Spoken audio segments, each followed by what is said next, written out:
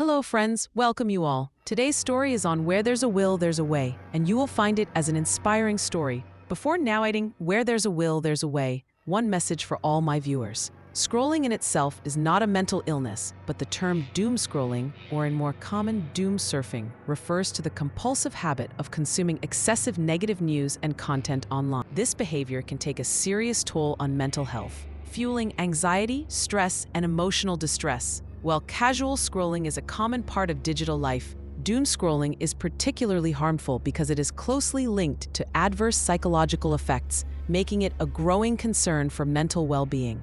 It was a usual morning, as every weekday. The kitchen was filled with the aroma of ginger tea and cooking parathas. Rosie was quickly preparing breakfast. Suddenly, an angry, sharp voice echoed through the whole house. "Rosie! Rosie! Where the hell are you? Come here! Now!" The voice was so harsh and bitter that her heart trembled. Her breathing quickened. She quickly cooked the paratha, took it off the pan, turned off the gas burner, and wiping her hands, she ran towards the room. Before she could even reach the room, he yelled again, "Rosie, can't you hear me?" "Yes." "What happened?" she asked in a trembling voice. "How many times have I told you to appear before me the first time I call?" Roshan, her husband, said, picking up his shirt and throwing it at Rosie. "I have to wear this shirt to the office today. Iron it properly." Rosie quickly picked up Roshan's shirt and started ironing it. Just then, Roshan's voice came from the bathroom. "Hey Rosie,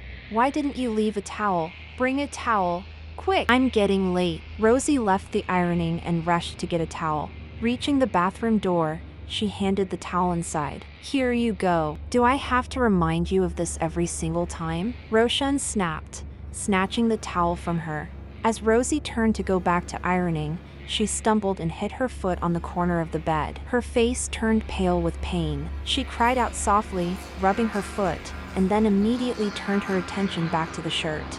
But when she saw the shirt, she froze. A part of it was burnt. "Oh God. What now?" Rosie's lips trembled. She was shaking badly with fear. Just then, the bathroom door opened and Roshan came out. "Is my shirt ready?" he asked angrily. But Rosie couldn't say a word. As soon as Roshan saw the burnt shirt, his eyes turned red with fury. "What have you done?" "This was my favorite shirt," he roared. "SSSS sorry. It was an accident." Rosie tried to explain, but Roshan shouted, "You can't do a single thing right." Just then, Rosalind, Roshan's older sister-in-law, walked in from the next room with a grand air. There was a strange self-satisfaction in her walk. "Oh, brother-in-law, why so angry over such a silly matter? It's just a shirt that got burnt. And you know this low-class people can't do anything properly. I'll get one of your brother's shirts for you. You can wear that to the office." She added with a widening smile, "You know, if you had married my sister, things would have been different." The hidden sarcasm in her words stung Rosie's heart. Rosie's eyes were full of tears, but she somehow held them back. After Rosalind left, a strange silence filled the room. Rosie gathered her courage and tried to speak her heart. "Why are you so angry with me? I know I made a mistake, but you could have spoken to me calmly. Is it necessary to shout about everything?" Hearing this, Roshan glared at her. "What did you say? Now it's my fault?" "No, I'm not blaming you. I'm just saying." Rosie tried to say carefully, but seeing Roshan's face red with anger, her voice started to break. "Oh, so now you're going to teach me how I should behave?" Roshan said, grabbing Rosie's hair. "Let go of me," Rosie said, struggling to free her hair from his grip.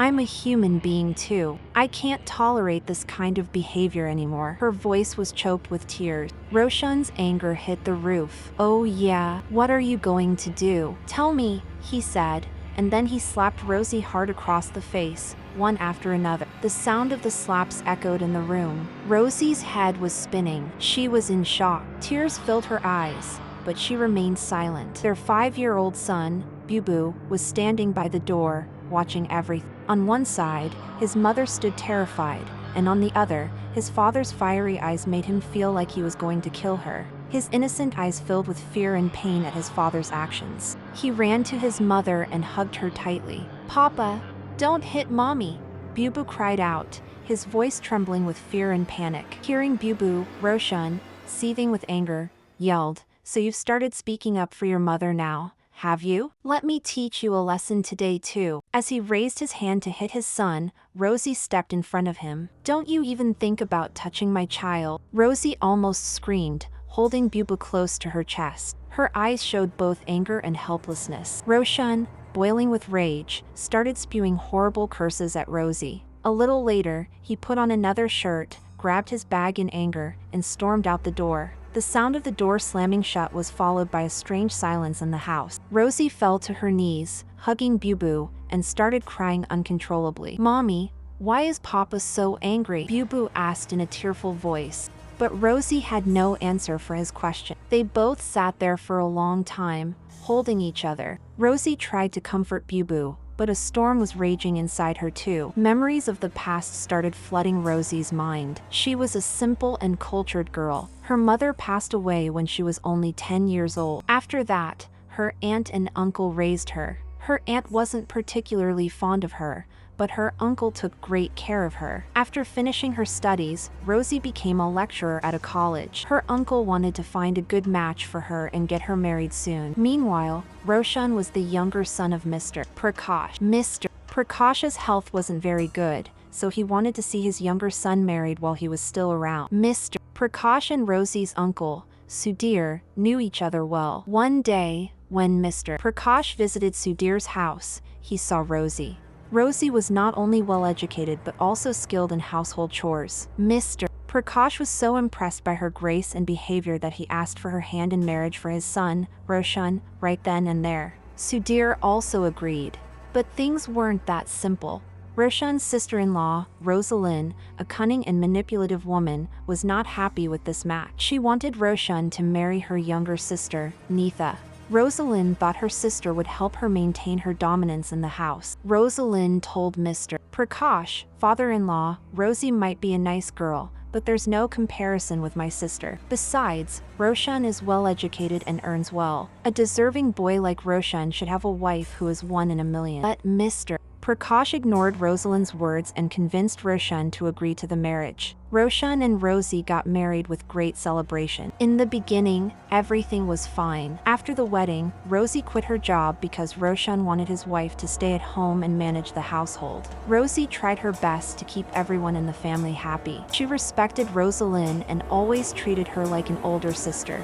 But Rosalind saw Rosie's behavior as a pretense. She couldn't accept that Rosie was getting love and respect from everyone in the house. So, she was always looking for ways to put Rosie down. One day, when Rosie was visiting her parents' home, Rosalind got her chance. She went to Roshan and said, "Brother-in-law, you are so educated and modern. This Rosie is not on your level. Look at you, so stylish and handsome, and look at her, such a plain-looking girl." Roshan didn't say anything at the time, but her words started to affect his thinking. Slowly, Roshan's behavior towards Rosie became harsh and cold. Scolding her for small things, taunting her, and sometimes even hitting her became common. Rosie couldn't understand this change in his behavior. She tried to talk to Roshan many times, but his response was always bitter and aggressive. When Rosie talked to her mother-in-law about it, her reply shocked her. "Daughter-in-law, these small things happen between a husband and wife. You shouldn't make a big deal out of them. Instead of crying to a third person,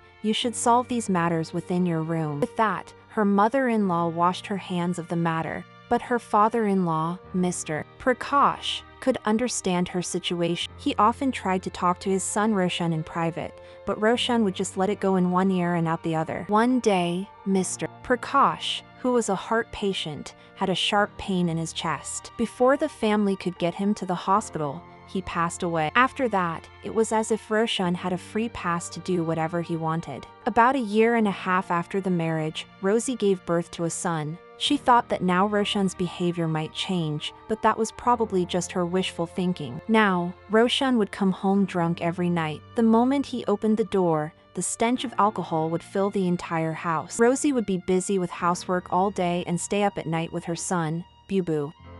But it didn't make any difference to Roshan.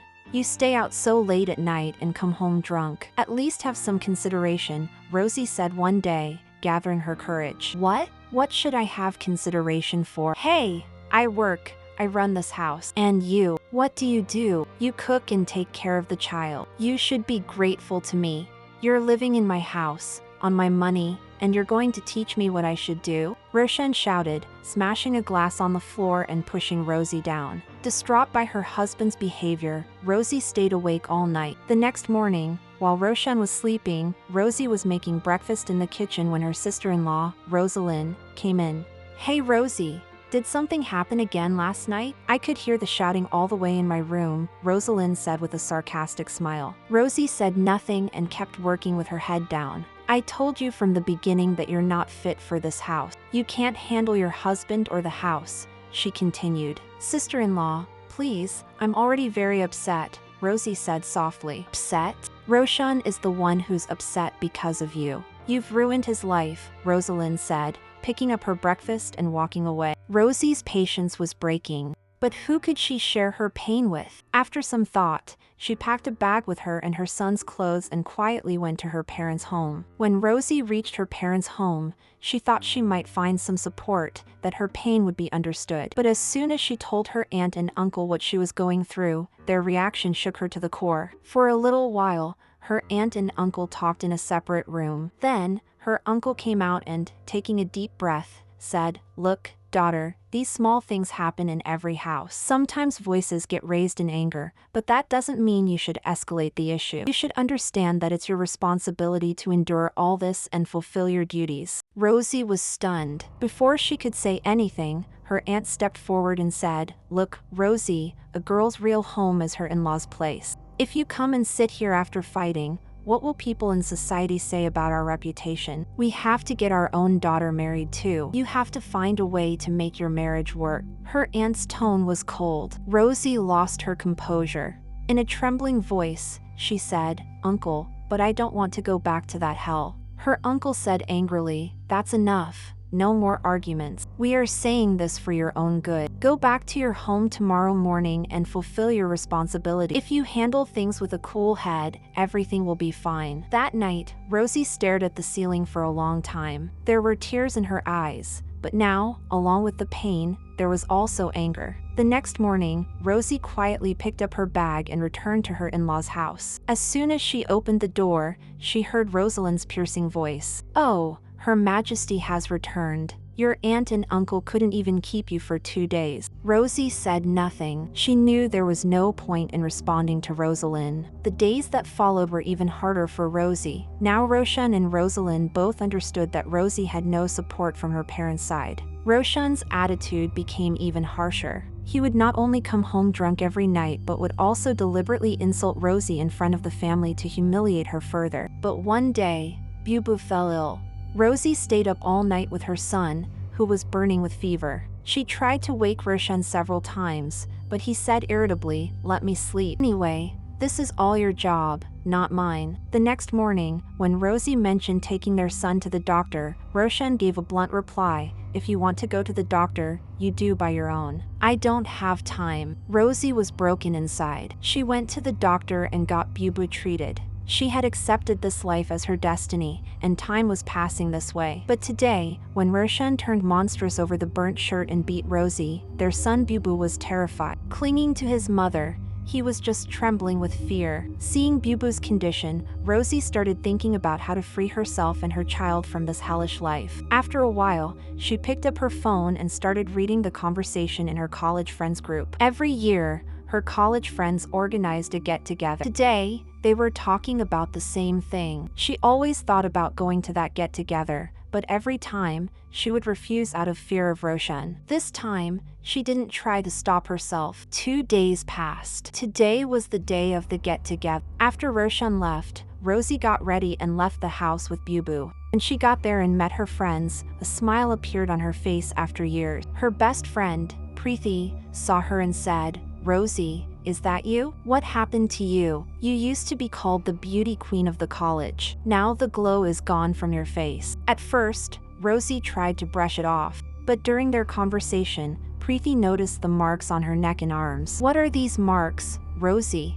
Preeti asked, and Rosie felt embarrassed. But when her friends kept asking, tears welled up in her eyes. She told them her whole story, how she had been enduring Roshan's abuse for the past several years. Hearing her story, tears came to Preeti's eyes too. For a while, she couldn't say anything. Then, in a choked voice, she said, "Rosie, don't you think you're ruining your son's life along with your own? Your biggest mistake was quitting your job just because your Hitler husband ordered you to. You're a modern, educated, smart woman. How can you tolerate so much injustice?" Rosie was silent after hearing Preethi's words, but every word hit her hard. While everyone else was dancing and singing, Preethi and Rosie were busy talking. On the way back, Preethi dropped her off in her car, but before leaving, she said, "If you ever need anything, just call me." On the way home, Rosie's mind was buzzing with thoughts. When she reached home, she breathed a sigh of relief to see that Roshan hadn't come home yet.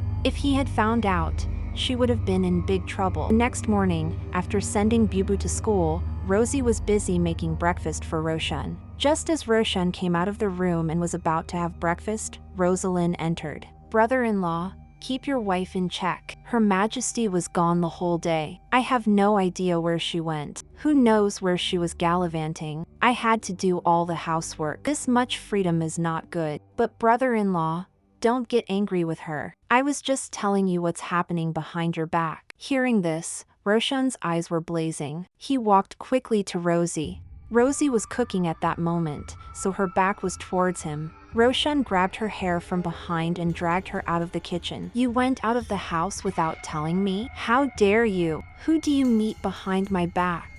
With my friend," Rosie said, crying out in pain. Roshan shouted, "How did you go without my knowledge? If you want to live in this house, you have to follow the rules, or else." Before Roshan could say anything more, his cell phone rang. It was a call from his office. In all this, he had forgotten that he had to go early today. Roshan pushed her to the ground and left the house without having breakfast. Rosie's body was aching with pain, but the fire burning in her heart gave her the courage to get up and do something. She wiped her tears and decided that now she had to do something to improve her and her son's life. Rosie finished the housework and turned on her old laptop. She took out all her certificates and updated her resume. She had decided that she would become self-reliant. She started searching for job vacancies on the websites of every college and school in the city. But she saw that wherever there was a vacancy, they were looking for experienced candidates. But she didn't have any experience. In fact, there was now a long gap of 7 years. Still, she didn't give up and sent emails and applications to several places. In the evening, Rosie was staring at her laptop, waiting for a possible job response, when there was a loud knock on the door. Rosie was startled. She opened the door and Roshan was standing there. He had an envelope in his hand. Rosie took the envelope and went inside to open it. Every word written in those papers was like a hammer blow to her soul. "Divorce?" Rosie said, trembling. "Yes," Roshan replied in a cold tone. "And know this, Bubu will stay with me. Because you're unemployed, you don't have a job, so you're not capable of taking care of him." Rosie looked at the papers, then her gaze fell on Bubu's innocent face. Tears welled up in her eyes. For a moment, she wanted to break down and cry, but she didn't let herself be weak.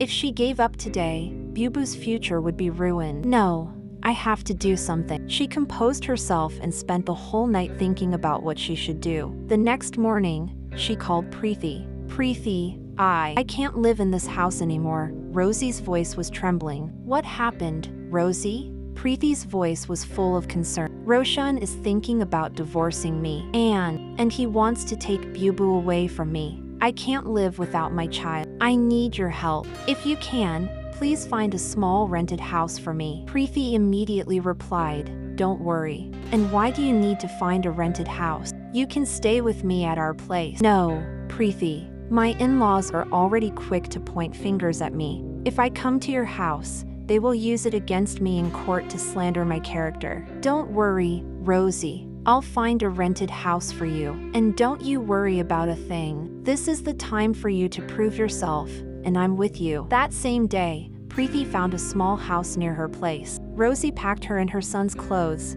got Bubu ready, took some money she had saved, and when she got the chance, she quietly left the house. In the evening, Roshan returned home. As usual, he called out for Rosie. "Rosie, bring me some water, quick!" But the house was silent. He looked in the kitchen, No one was there. He peeked into Bubu's room. It was also empty. Then he came back to his room and his eyes fell on an envelope on the table. He opened the envelope and found a letter written by Rosie. The letter said, "Roshan, I have spent many years with you, enduring every taunt, every pain. But I can't take it anymore.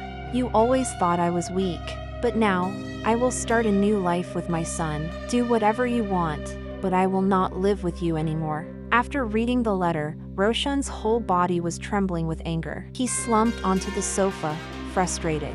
He had prepared the divorce papers just to threaten Rosie, but now his own move had backfired on him. Roshan was lost in thought for a long time, but everyone in the house had already eaten and gone to bed. Late at night, when Roshan felt hungry, he went to the kitchen. There was a plate with cold rotis and some vegetables. He quietly ate that and went to his room to sleep. The Rosie who would cook his favorite vegetables and serve him hot rotis was no longer with him. The next day, everything in the house was running normally. The only difference was that Roshan's sharp voice wasn't echoing through the house. He had become very sad, but he was too proud to call Rosie and ask her to come back. But he was missing his wife so much that he couldn't concentrate on his work at the office. His performance started to decline, and the company fired him. After that, he couldn't find another good job, so he had to take up some small-time job. Meanwhile, living in a small rented house, Rosie felt that these difficulties had come to test her strength. Her biggest goal was to give her son a safe childhood and a bright future.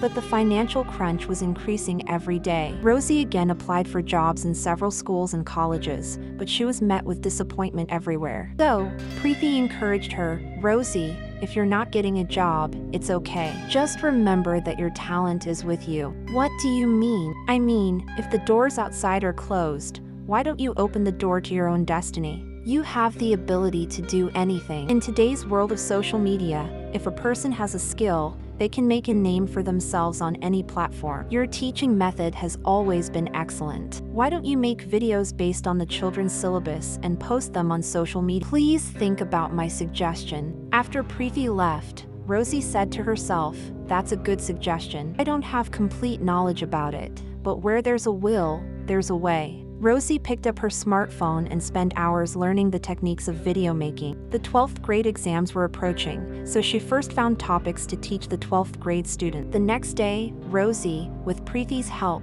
prepared to make a video. Preeti set up the camera, and Rosie started teaching. Her voice was confident, and her teaching method was so simple that even the most complex subjects became easy for the student. When she uploaded the first video, Rosie was hesitant. "Will anyone watch it?" she asked Preeti. Preeti laughed and said, "Don't you worry. Your work is so good that people will find you themselves. Just be patient." Within a few days, the video started getting good views. Some people also left comments. One said, "Your method is very good. Please make a video on the next topic soon." Another said, "Thank you, you have removed my child's fear." Her comment box was filled with such comment. The sparkle returned to Rosie's eyes. She started making more videos. She began to explain the subjects in detail. She continued to work hard without caring about day or night. Within a month, thousands of people had connected with her. After some time, the income from social media made Rosie financially strong. She got Bubu admitted to a better school and also started enhancing her knowledge through new courses. Meanwhile, after Rosie left, the atmosphere at home had completely changed. Rosalind was muttering while clattering the dishes in the kitchen.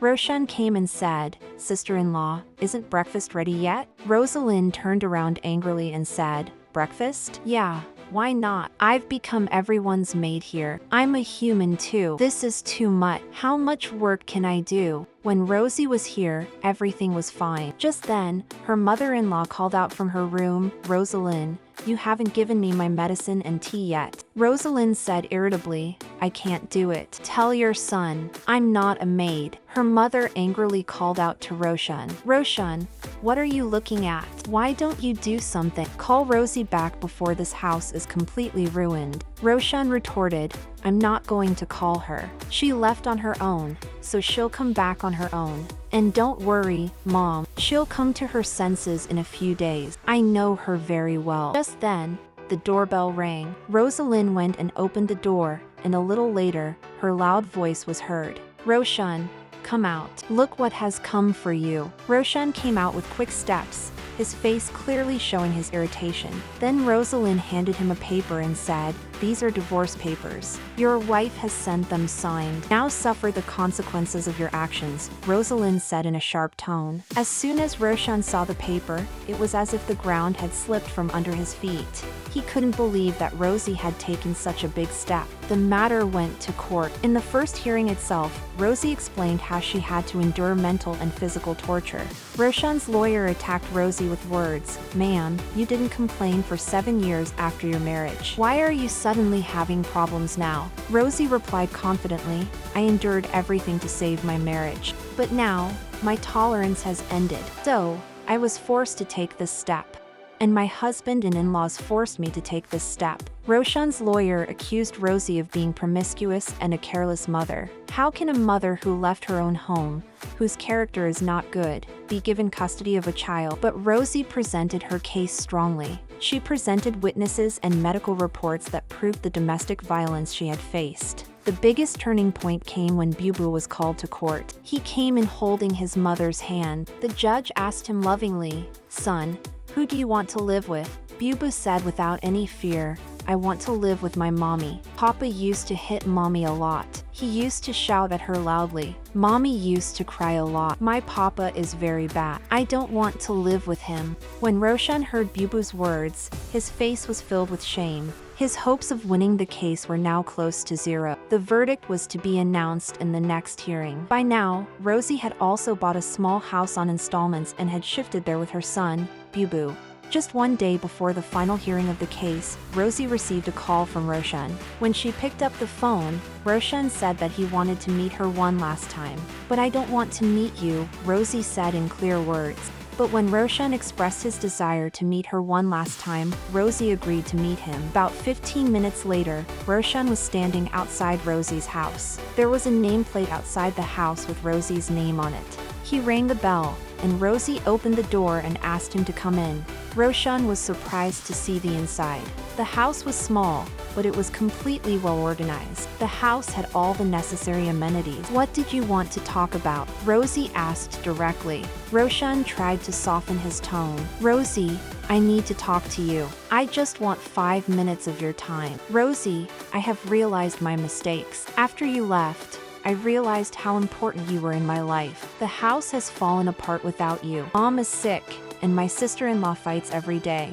And to be honest, after what Bubu said about me in court, I have fallen in my own eyes. I have done very wrong with you, Rosie." Rosie said in a serious tone, "Oh, so now that everything in your life has gone wrong, you are thinking about me and Bubu?" "No, Rosie, I truly realize my mistake. I just want to say, drop this divorce case. Come back with me. Let's start everything over. And think about Bubu too. He also needs his father." "Yes, you are right. Bubu definitely needs his father, but a father who can be his role model. A father like you, who insults his wife, scares her, beats her, can never be his role model. I know I have made many mistakes, but I promise that if you give me one more chance, I will fix everything. Just forgive me one last time." Rosie replied in a bitter tone, "A chance? Every day was a chance for you, Roshan, but you wasted it every time. The question of forgiveness arises when a mistake is made unintentionally, but every mistake of yours was deliberate. I can't forgive you, Roshan. And to be honest, there is no place for you in my life anymore. You can go." Roshan took one last look at Bubu and left the house with a heavy heart. When a woman moves forward with her courage and where there's a will, there's a way, she not only changes her own story but also becomes an example for the world. Rosie had proved that every person has the right to write their own story. How did you like this story? Please let us know in the comment. If you liked the story, please like the video, subscribe to the channel, and don't forget to share. Thank you. Do you want me to write more stories? Please comment and encourage me by subscribing. You will get new and fresh stories every week.